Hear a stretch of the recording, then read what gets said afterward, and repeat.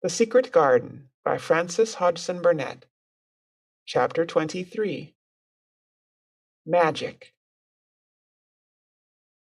Dr. Craven had been waiting some time at the house when they returned to it. He had indeed begun to wonder if it might not be wise to send someone out to explore the garden paths. When Colin was brought back to his room, the poor man looked him over seriously. "You should not have stayed so long," he said. "You must not overexert yourself." "I am not tired at all," said Colin. "It has made me well. Tomorrow I am going out in the morning as well as in the afternoon." "I am not sure that I can allow it," answered Dr. Craven. "I am afraid it would not be wise."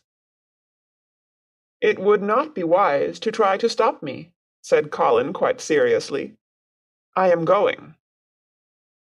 Even Mary had found out that one of Colin's chief peculiarities was that he did not know in the least what a rude little brute he was, with his way of ordering people about.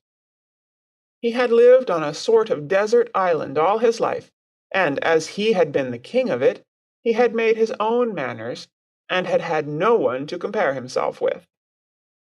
Mary had indeed been rather like him herself, and since she had been at Misselthwaite, had gradually discovered that her own manners had not been of the kind which is usual or popular.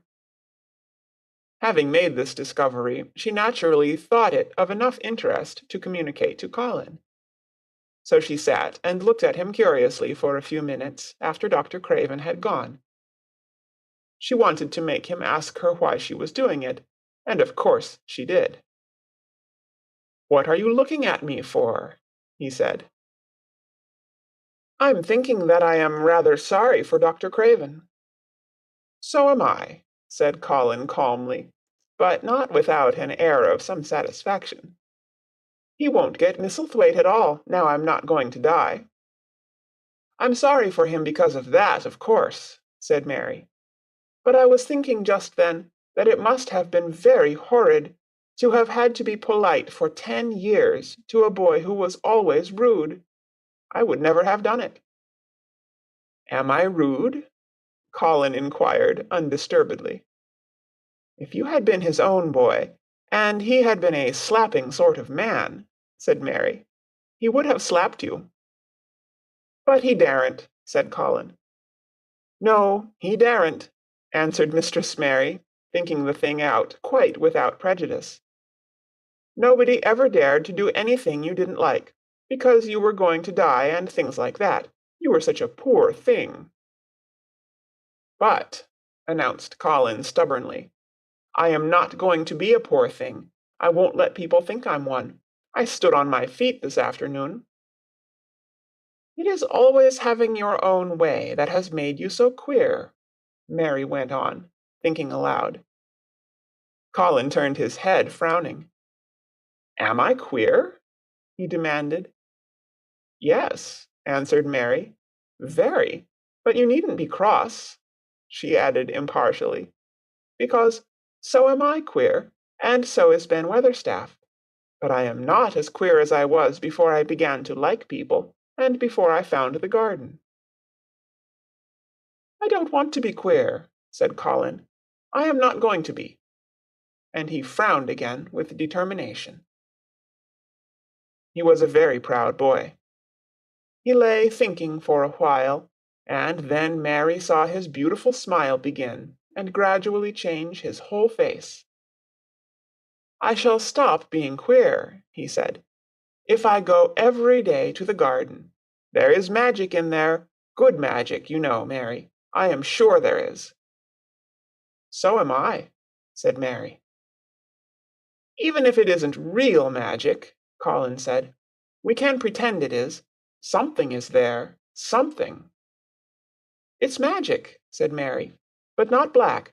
It's as white as snow." They always called it magic. And indeed it seemed like it in the months that followed, the wonderful months, the radiant months, the amazing ones. Oh, the things which happened in that garden! If you have never had a garden, you cannot understand. and if you have had a garden, you will know that it would take a whole book to describe all that came to pass there. At first it seemed that green things would never cease pushing their way through the earth, in the grass, in the beds, even in the crevices of the walls. Then the green things began to show buds, and the buds began to unfurl and show color, every shade of blue, every shade of purple, every tint and hue of crimson. In its happy days, flowers had been tucked away into every inch and hole and corner. Ben Weatherstaff had seen it done, and had himself scraped out mortar from between the bricks of the wall and made pockets of earth for lovely clinging things to grow on. Iris and white lilies rose out of the grass in sheaves, and the green alcoves filled themselves with amazing armies of the blue and white flower lances of tall delphiniums or columbines or campanulas. She was main fond of them, she was, Ben Weatherstaff said. She liked them things as was allus pointing up to the blue sky, she used to tell. Not as she was one of them as looked down on the earth, not her. She just loved it, but she said as the blue sky allus looked so joyful. The seeds Dickon and Mary had planted grew as if fairies had tended them. Satiny poppies of all tints danced in the breeze by the score, gaily defying flowers which had lived in the garden for years, and which, it might be confessed, seemed rather to wonder how such new people had got there. And the roses, rising out of the grass, tangled round the sundial, wreathing the tree trunks and hanging from their branches, climbing up the walls and spreading over them with long garlands falling in cascades. They came alive day by day, hour by hour. Fair, fresh leaves, and buds, tiny at first, but swelling and working magic until they burst and uncurled into cups of scent, delicately spilling themselves over their brims and filling the garden air. Colin saw it all, watching each change as it took place. Every morning he was brought out, and every hour of each day, when it didn't rain, he spent in the garden. Even gray days pleased him. He would lie on the grass, watching things growing, he said. If you watched long enough, he declared, you could see buds unsheath themselves. Also, you could make the acquaintance of strange, busy insect things, running about on various unknown but evidently serious errands, sometimes carrying tiny scraps of straw, or feather, or food, or climbing blades of grass as if they were trees, from whose tops one could look out to explore the country. A mole throwing up its mound at the end of its burrow, and making its way out at last with the long-nailed paws which looked so like elfish hands, had absorbed him one whole morning.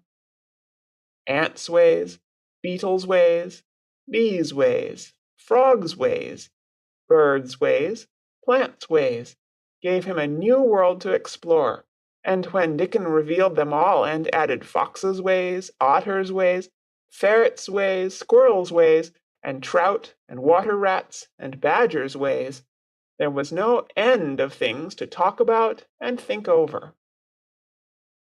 And this was not the half of the magic. The fact that he had really once stood on his feet had set Colin thinking tremendously, and when Mary told him of the spell she had worked, he was excited, and approved of it greatly. He talked of it constantly. Of course there must be lots of magic in the world, he said wisely one day. But people don't know what it is like or how to make it.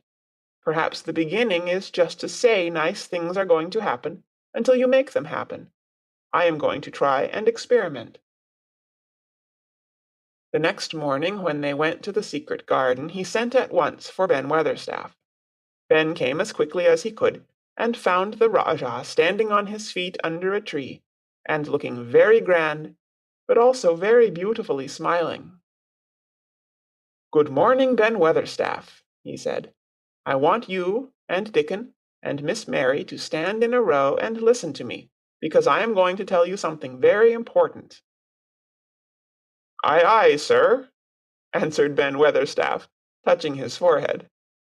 One of the long-concealed charms of Ben Weatherstaff was that in his boyhood he had once run away to sea and had made voyages, so he could reply like a sailor.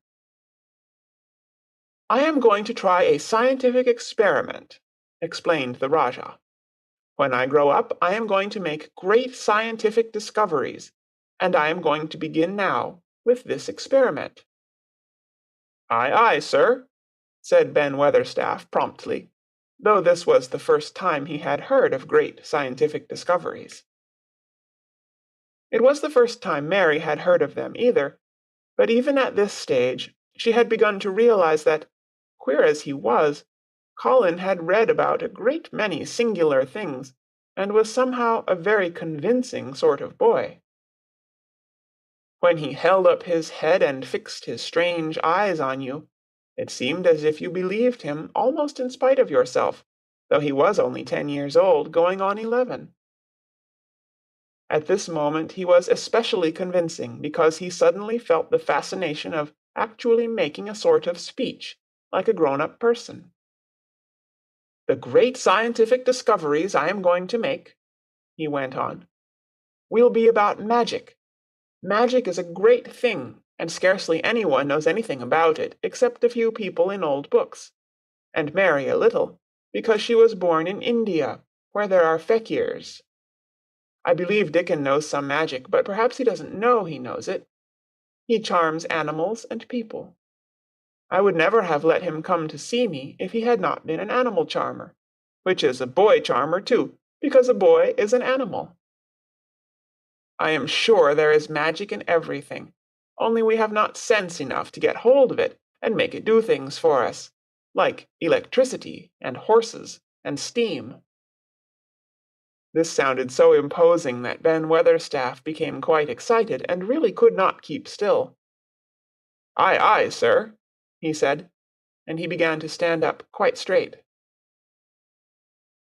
"When Mary found this garden, it looked quite dead," the orator proceeded. "Then something began pushing things up out of the soil and making things out of nothing. One day things weren't there, and another they were.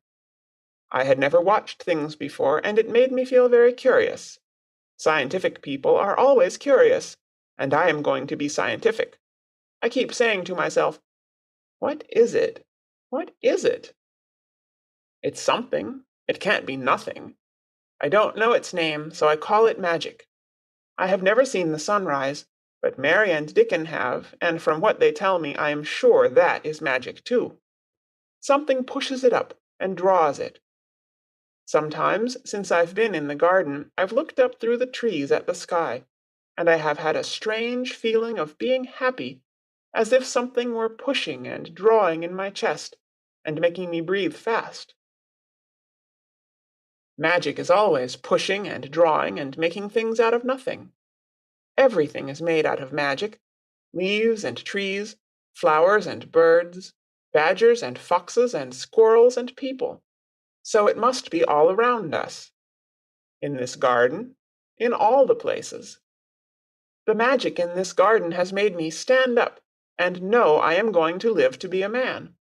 I am going to make the scientific experiment of trying to get some and put it in myself, and make it push and draw me and make me strong.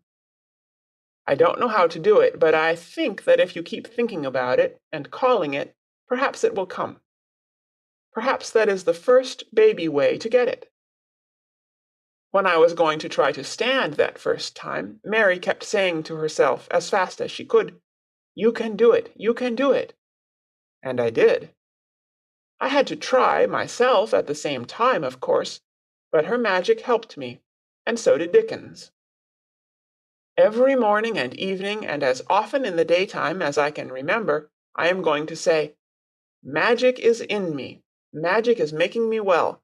I am going to be as strong as Dickon, as strong as Dickon." and you must all do it too. That is my experiment. Will you help, Ben Weatherstaff?" "Aye, aye, sir," said Ben Weatherstaff. "Aye, aye."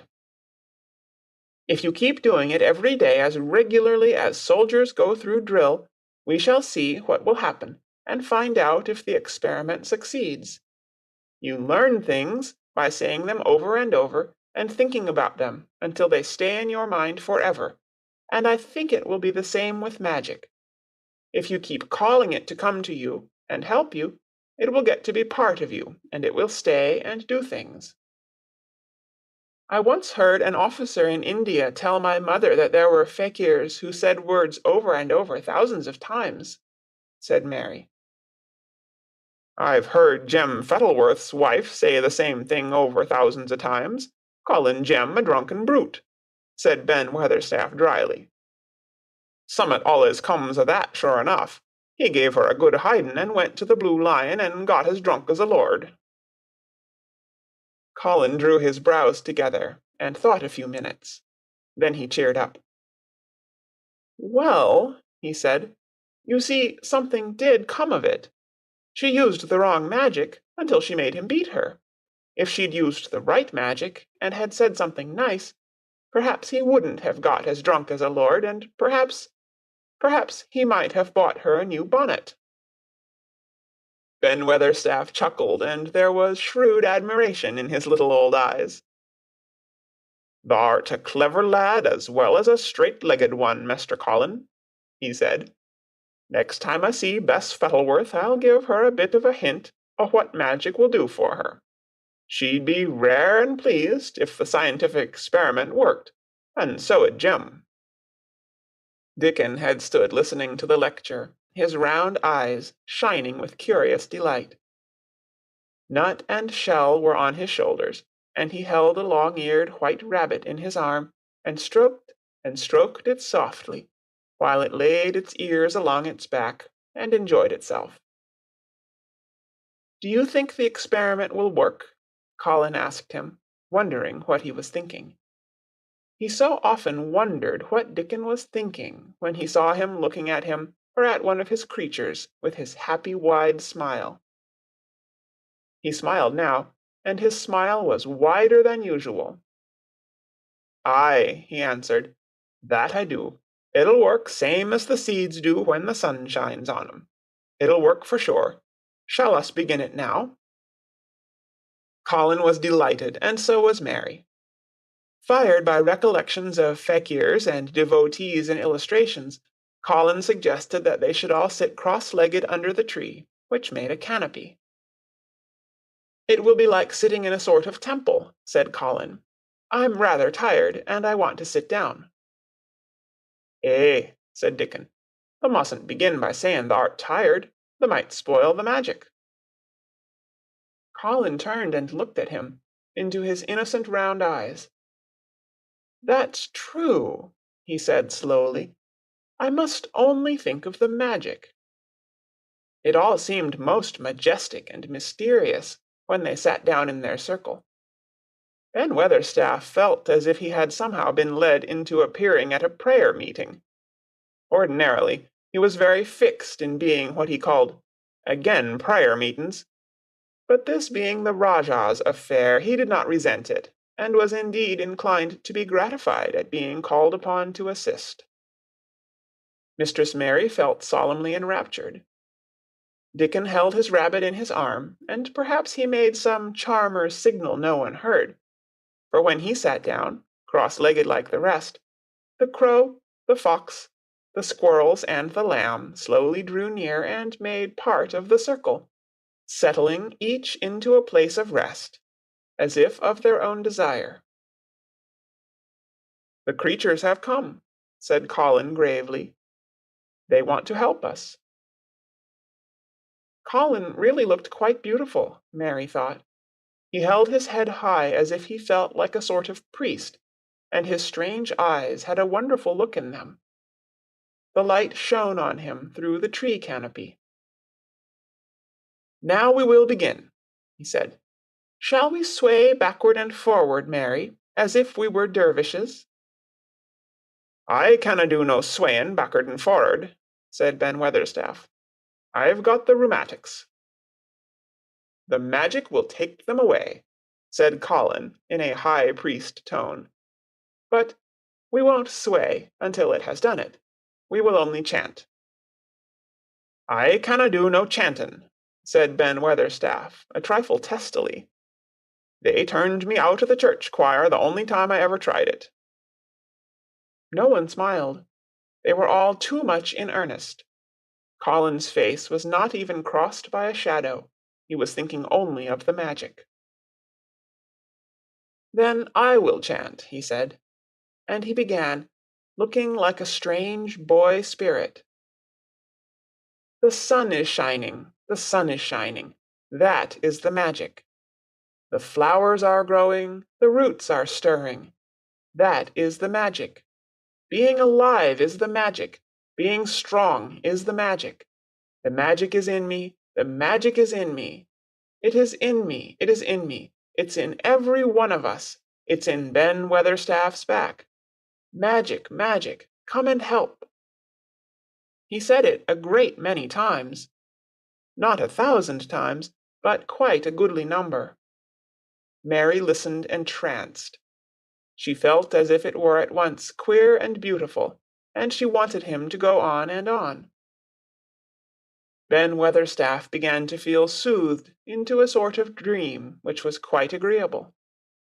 The humming of the bees in the blossoms mingled with the chanting voice, and drowsily melted into a doze. Dickon sat cross-legged with his rabbit asleep on his arm, and a hand resting on the lamb's back. Soot had pushed away a squirrel, and huddled close to him on his shoulder. The grey film dropped over his eyes. At last Colin stopped. Now I am going to walk round the garden, he announced. Ben Weatherstaff's head had just dropped forward, and he lifted it with a jerk. You have been asleep, said Colin. Nowt o' the sort, mumbled Ben. The sermon was good enow, but I'm bound to get out afore the collection. He was not quite awake yet. You're not in church, said Colin. Not me, said Ben, straightening himself. Who said I were? I heard every bit of it. You said the magic was in my back. The doctor calls it rheumatics. The Rajah waved his hand. That was the wrong magic, he said. You will get better. You have my permission to go to your work, but come back tomorrow. I'd like to see thee walk round the garden, grunted Ben. It was not an unfriendly grunt, but it was a grunt. In fact, being a stubborn old party and not having entire faith in magic, he had made up his mind that if he were sent away, he would climb his ladder and look over the wall, so that he might be ready to hobble back if there were any stumbling. The Rajah did not object to his staying, and so the procession was formed. It really did look like a procession.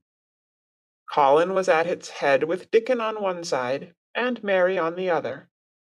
Ben Weatherstaff walked behind, and the creatures trailed after them, the lamb and the fox cub keeping close to Dickon, the white rabbit hopping along or stopping to nibble, and Soot following with the solemnity of a person who felt himself in charge. It was a procession which moved slowly, but with dignity. Every few yards it stopped to rest. Colin leaned on Dickon's arm, and privately Ben Weatherstaff kept a sharp lookout, but now and then Colin took his hand from its support and walked a few steps alone. His head was held up all the time, and he looked very grand. The magic is in me, he kept saying. The magic is making me strong. I can feel it. I can feel it. It seemed very certain that something was upholding and uplifting him. He sat on the seats in the alcoves, and once or twice he sat down on the grass, and several times he paused in the path and leaned on Dickon, but he would not give up until he had gone all round the garden. When he returned to the canopy tree, his cheeks were flushed, and he looked triumphant. I did it! The magic worked!" he cried.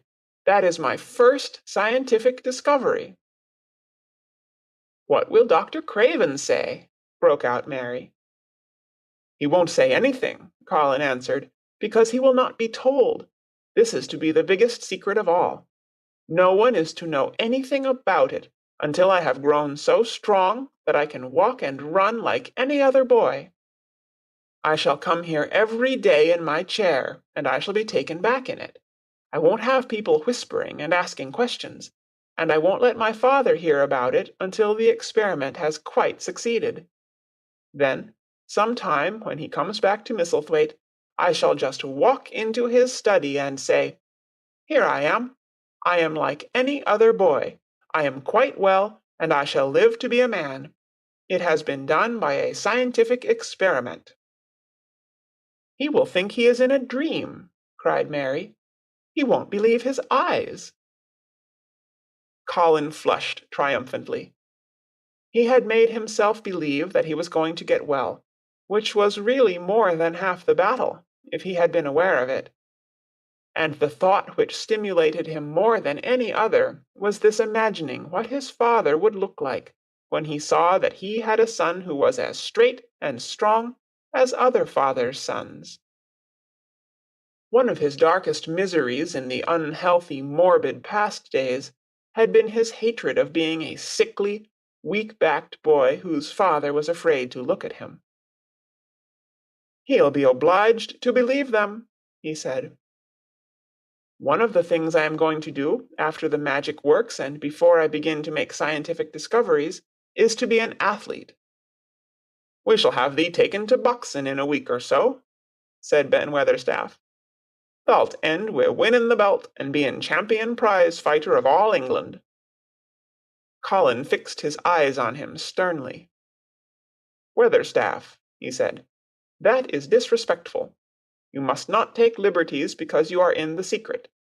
However much the magic works, I shall not be a prize fighter. I shall be a scientific discoverer."